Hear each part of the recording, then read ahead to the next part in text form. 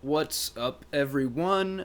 I just wanted to make a quick video on a topic that interests me deeply, which is whether we should be optimistic or pessimistic about the future of humanity.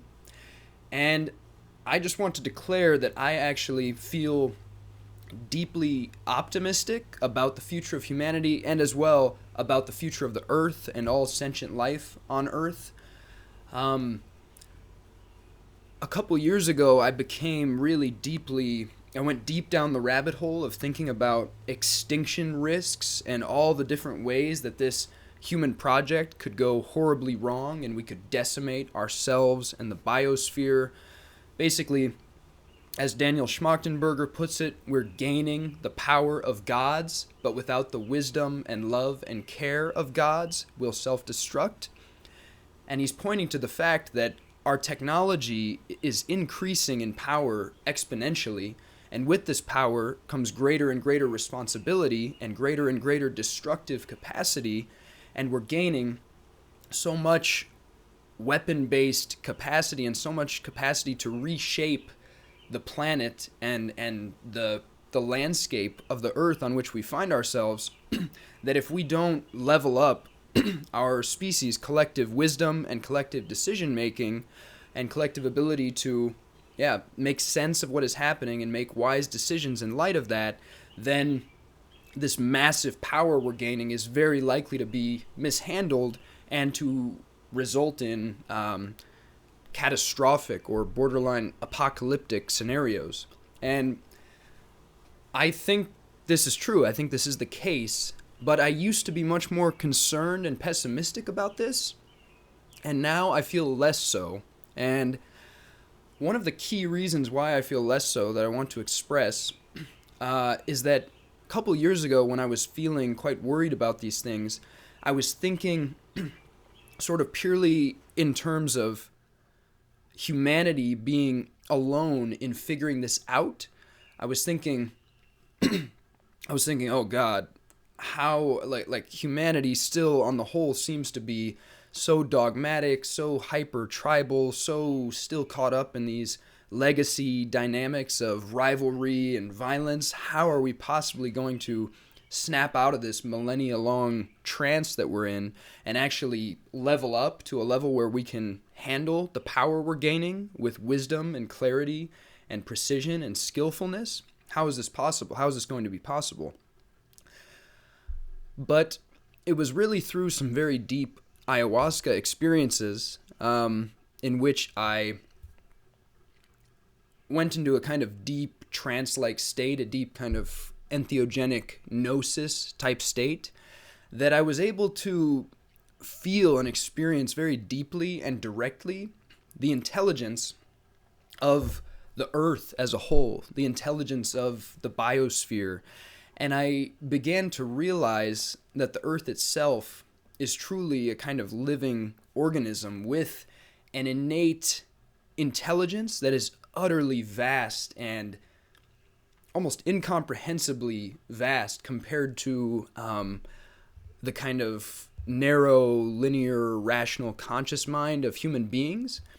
I think, though, in our unconscious and deeper intuitive minds, we're actually deeply connected to this vaster intelligence of the earth. And I believe that the earth is fully aware in some way of what is happening on it, and that it has a kind of immune system that is seeking to correct for what is happening, and thus it is endeavoring to communicate with the kind of hyper ego developed human monkeys who have sort of gone off the rails for the last few thousand years. It is endeavoring to communicate with us in a variety of ways via visions and dreams and synchronicities and via entheogenic gnosis induced by particular psychedelic plants.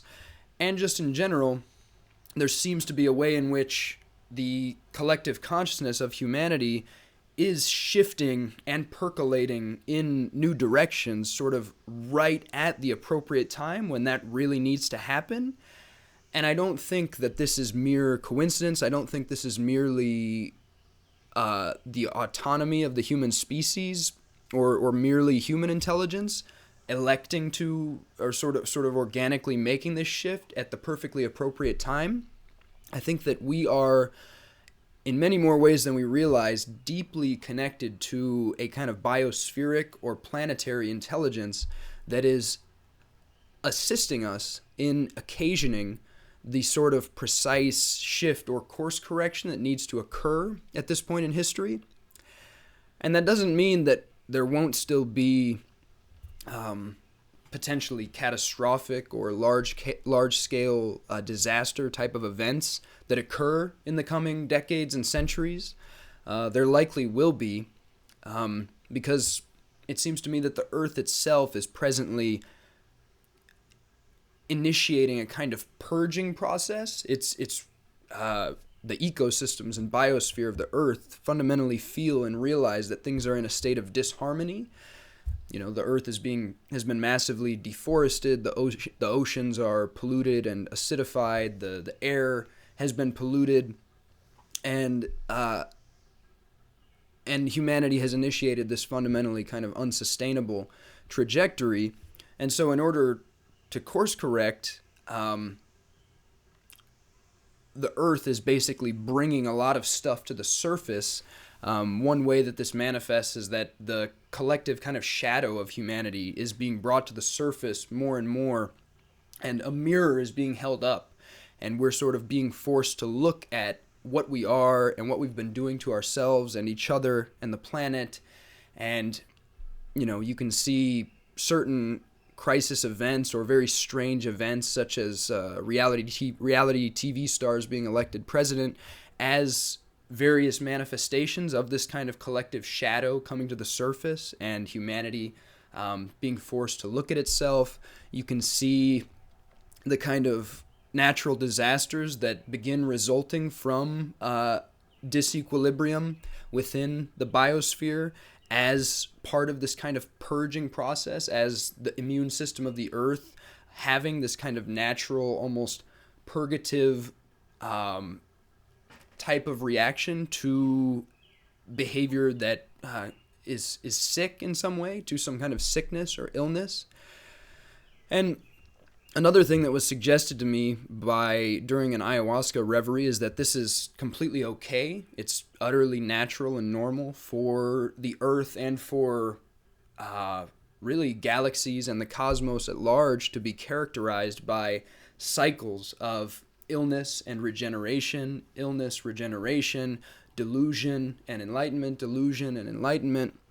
And so what's happening right now is perfectly fine. Everything is okay about what has happened in the last few thousand years on this planet, but now we've kind of taken this epoch of delusion to its logical conclusion, and now the vast intelligence of the Earth is sort of activating to begin guiding things in a new direction. And so it's likely to be a somewhat tumultuous transition, because it's certainly painful and not easy for all of this shadow content of our species to come to the surface, and for us to realize all the ways that we've been murdering and raping and deceiving and oppressing each other and abusing and raping the planet for a few thousand years. But this is also just an extraordinarily natural, organic, and okay part of a larger process. And so, yeah, really this understanding that there are forces beyond us, earthly forces, enormous kind of biospheric intelligence, and as well, it's also been suggested to me that there are forces even beyond the Earth, that literally the entire cosmos is a living, breathing, intelligent, it's permeated with massive intelligence, and the galaxy is permeated with massive intelligence. There are spiritual intelligences or transdimensional intelligences of immeasurable power that are all connected in various ways, and that there are other forces beyond the Earth that are sort of paying attention or sending resources or attempting to assist in some way. this has also been suggested to me, and experiencing these things deeply firsthand, having a firsthand phenomenological experience of not only gaining this type of insight intellectually, but actually feeling this understanding being kind of downloaded into my bones, into my deep, intuitive, soul level, heart level knowingness, has really fundamentally changed the way I feel about the present global situation and about the big picture of everything. And I have no interest in dogmatizing these experiences I've had. I have no interest in saying this is definitely true, this is the absolute truth, and you should believe me. But all I can do is speak from my direct, first-hand phenomenological experience, which was overpoweringly and fundamentally life-altering and perspective-altering for me. And so now I sort of, just view the future of the earth as something that is not just in humanity's hands, but which is in the hands of much larger, much vaster, more complex networks of intelligence. And I find a great solace in that. And I also find a lot of solace in another deep realization that was communicated to me during some of these experiences, which is that fundamentally, no matter what happens on Earth, nothing we do can harm the fundamental fabric of being, the fundamental essence of the cosmos, the essence of the all, of everything that exists. There's the kind of super soul or Tao that fundamentally permeates and gave rise to everything that exists is simply inviolate. It's impenetrable. It's beyond harm. And so, on the deepest level, no matter what happens, everything will always be just fine. The universe will be just fine. This has allowed me to take what I like to call heave a sacred sigh of relief and just feel like, okay, just remember, everything is fundamentally okay on the deepest level at all times. There are intelligences on the Earth and beyond Earth assisting in the present planetary transition process. All is well, all is okay. It's going to be a bit rocky, it's going to be shaky. This is why we need to, or why we might want to level up our capacity on an individual and collective level to navigate the coming tumultuous waters. But fundamentally, everything is okay.